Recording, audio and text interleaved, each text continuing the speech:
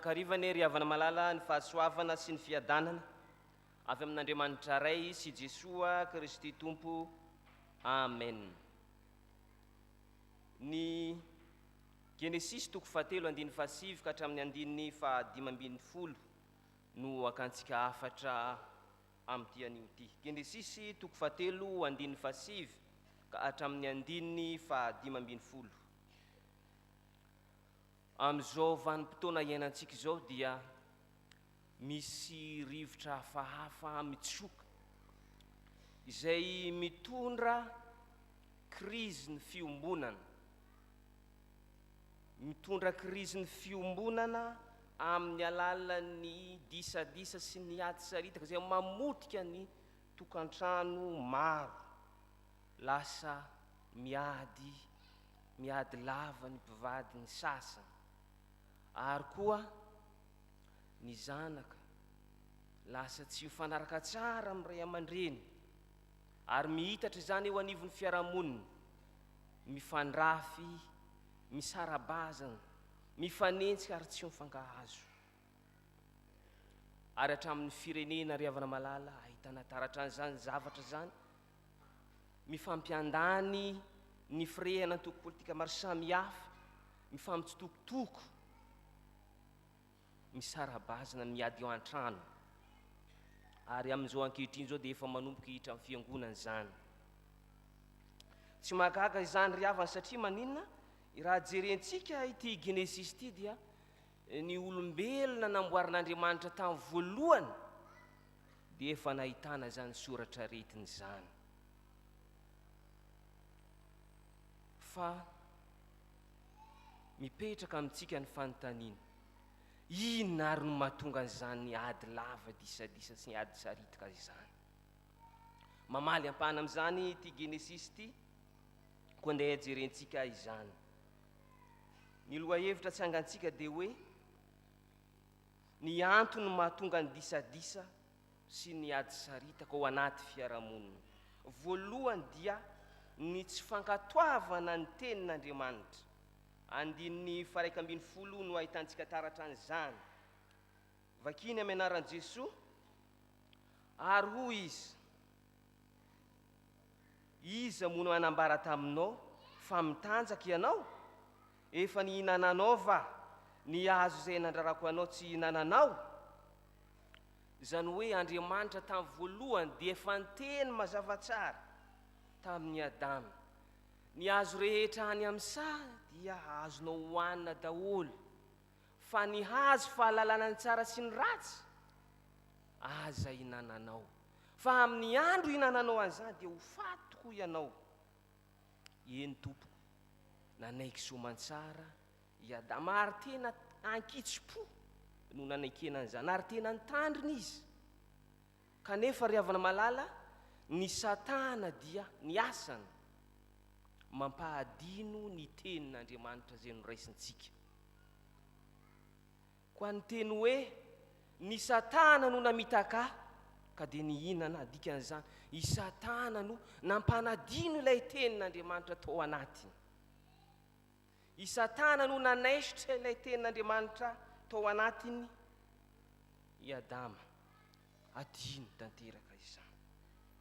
Tamin'ny andro izay mbola nankatoavany i Adama sy Eva, ny tenin'Andriamanitra dia nitafy akanjo izy, nisalotra akanjo, hoe fahamarinana izany, nitafiana fahamarinana, nosalorana fahamarinana.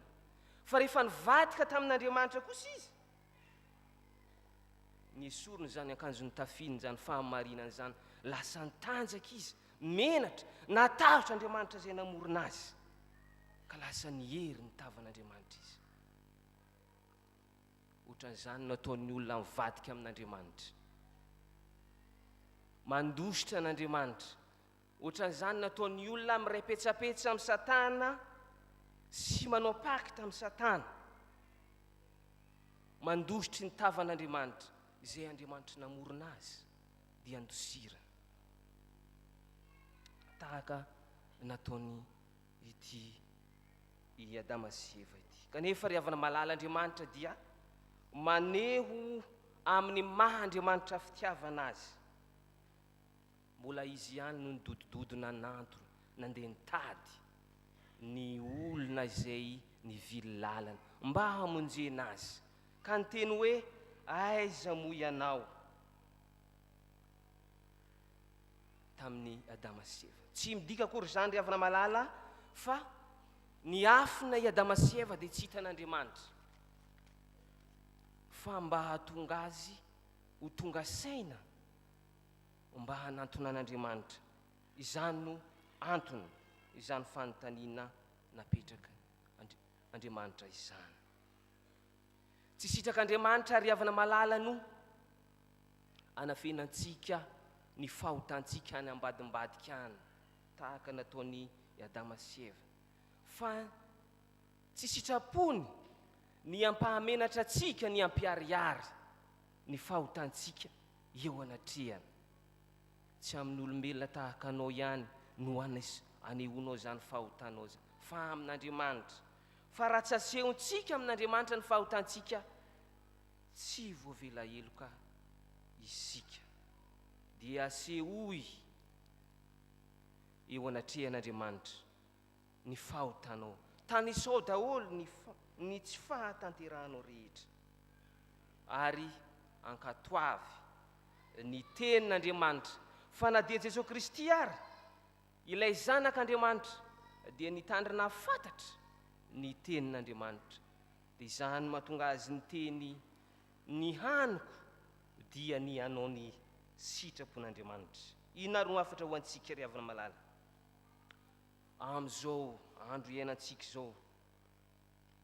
Maro ny faharatsiana eto amin'ny tany iainantsika ity, tsy tonga ho azy izany. Inona no mahatonga fahantrana lalina izay iainantsika amin'ny andro ankehitriny? Tsy tonga ho azy izany, satria mitanjaka isika, tsy mitafa marinana intsony tahaka nataony i Adama sy Eva. Miery ny tavan'Andriamanitra, ny masony tsy fankatoavana no manokatra ny masontsika, any ka tsy mahita afa-tsy ny faharatsiana ihany isika. Kanefa ry havana malala, miteny amintsika mandrakariva Andriamanitra, fa matetika tsy ankatoavintsika izany. Miteny amin'ny alalan'ny mpanompony, amin'ny alalan'ny toriteny maro samihafa izy, kanefa matetika tsy ankatoavintsika izany. Lainga no asetrintsika ilay fahamarinana izay nambara teo aloha, mandainga eo anatrehan'Andriamanitra, raha tsy laza amin'ny alalan'ny fanekena atao eo anatrehan'Andriamanitra sy ny fiangonana, ny alalan'ny batisa sy ny katekomena ary ny dekona, handany Satana sy ny asa ratsiny ary ny fanao ratsy rehetra, hazota maky baiboly isan'andro arak'izay azo katao. Ny tsy fahatanterantsika izany dia manambara fa mandainga amin'Andriamanitra isika, dia fahotana eo anatrehan'Andriamanitra izany, ary saina ho eloko atsika izany. Kanefa ry havana malala, izany eloko atsika izany tsy sitrak'Andriamanitra raha afenitsika anambadimbadika any. Pastera ihany mety tsy mahita ny zavatra ataontsika anambadimbadika any, fa Andriamanitra tsy azo anafenana ny zavatra ataontsika, ary arina asongadina eo anatrehan'Andriamanitra zany, ka hifonana dia angatahana ny famelan-keloka amin'Andriamanitra. Fa Andriamanitra dia tsy manaratsika na oviana, fa ny fibebahana no takina amintsika, ny andraisantsika ny Jesosy Kristy dia milamina ny fiainantsika, tsisy disadisa, tsisy korontana, fa milamina. Miditra amin'ny tapany faharoatsika zao, ny mahatonga ny disadisa sy ny ady saritaka eo anivon'ny fiarahamonina dia tsy manaiky diso. Andininy 12 sy ny andininy 13 no ataintsika taratra an'izay zavatra izay. Dia ora lehilahy, ny vehivavy izay nomenao ho namako, izy no nanome any voankazo ka dia nihinana. Ary ho Jehovandriamanitra tamin-dra vehivavy, inona zao ataonao zao? Dia ora vehivavy, nimena rana no namitaka ka dia nihinana. hitantsika eto fa tsy nisy ny aiky ny fahadisoany izy mivady fa kosa nanilika izany tamin'ny hafa. I Adama nilaza fa ny vehivavy nomenao namako izy nanome any voankazo ka dia nihinana. To manambara izany tsy fahadisoako akory le nihinana fa i vehivavy nomenao izy no nanome ady nihinana. Ohatrany nadino sahady lay teny mamy nataony Adama tamin'ny vadiny tamin'ny voalohany hoe taolana avy amin'ny taolako sy nofo avy amin'ny nofoko. Fa ny vehivavy nitondra fesana no fieverana azy. Angamba tena tafotoana mihitsy i Eva tamin'ity teny nataony i Adama ity. Ary voampanga fa voameloka miaraka amin'izany ihany koa Andriamanitra raha dinihany ity teny nataony i Adama ity. Le vehivavy nomenao no nanome ka dia nihinana. Raha atao amin'ny teny tanora ankehitriny zany dia zao: anao nanome ny taolana, ny vehivavy nomenao no nampijoboka ka lasa nihinana. Manome tsiny an'Andriamanitra izany. Ry havana malala, Andriamanitra dia tsy azo anilikiliana ny fahadisoantsika ary tsy excuse ny anilikiliantsika ny fahadisoantsika any amin'ny Satana. Satana tsara ho fantatsika mamitaka fa tsy voafitaky ny olona. Ina ary no afatra ho antsika amin'izany ry havana? Aza manilika ny fahadisoanao ho any amin'ny ny hafa. Fa raha mifanilika ny fahadisoana isika dia manambara fa manamarina ny teny antsika. Fa tsy izany akory no anamarina n'Andriamanitra ny teny antsika, fa voamaika aza mampitombo ny heloka antsika izany. Na inona no fototra na tongava ny ady dia tsy avy amin'ny andany ihany no natonga izany, na avy amin'ny ankilany ihany no natonga izany, fa ny fahadisoany no rotonta. Mampahazo vahana ny ady ihany koa sy ny korontana ao anivon'ny tokantrano na ao anatin'ny fiarahamonina ny tsy fahatsapantsika tena ho diso, fa samy manamariny tena rehefa raikitra ny ady ao an-tokantrano na ao anivon'ny fiarahamonina. Fa raha samy ziriziry amin'ny heviny kosa isika, tsy misy mahatsapa tena amin'ny lefitra fa samy manamarina ny tenany, dia miafara amin'ny fanomezan-tsiny an'Andriamanitra izany. Hany ka hoe mametraka ny teny hoe: Andriamanitro, fa maninona ity lehilahin-doza ity nomenao ahy ho vadiko? Na koa fa maninona ity vehivavy ity no omenao ahy? Na ihany koa fa maninona nataonao miteraka zaza tsy vanina ohatran'itony? Manome tsiny an'Andriamanitra. Ary tsy vitan'izany ihany. Ohatra, tsy za akory no te hijangajanga, fa mafy loatra ny fitaka ataon'ny Satana ka tsy resy. Na koa tsy sitrapoko no andeha hanompo sampy na hamadika, fa ny fomban-drazanay no manery ahy ka tsy afaka. Aza ilika amin'ny hafa na ilika amin'ny fiarahamonina misy anao ny fahadisoanao, fa ekeo anao izany. Ary bebao eo anatrehan'Andriamanitra dia angataho famelan-keloka.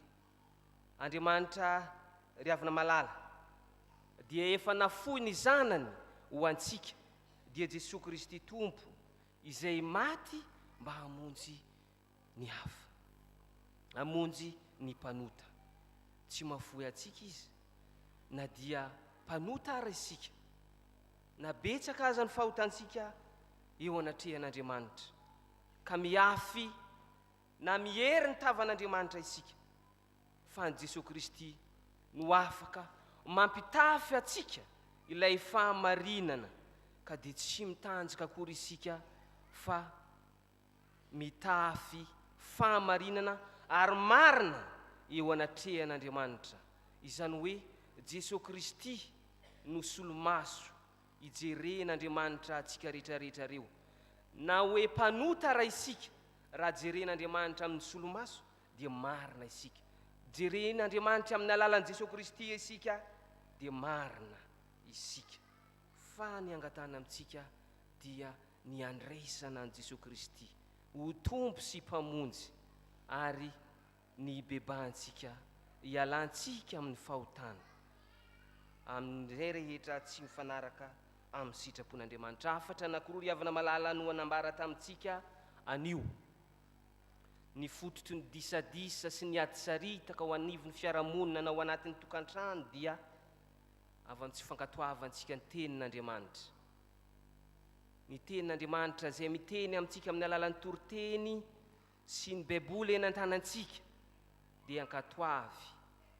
Izay teny nafafy taminao dia aza vela ho rava, aza vela ho fafany Satana itsony, fa ampitomboy amin'ny alalan'ny fiainam-bavaka, amin'ny alalan'ny famakiana ny tenin'Andriamanitra.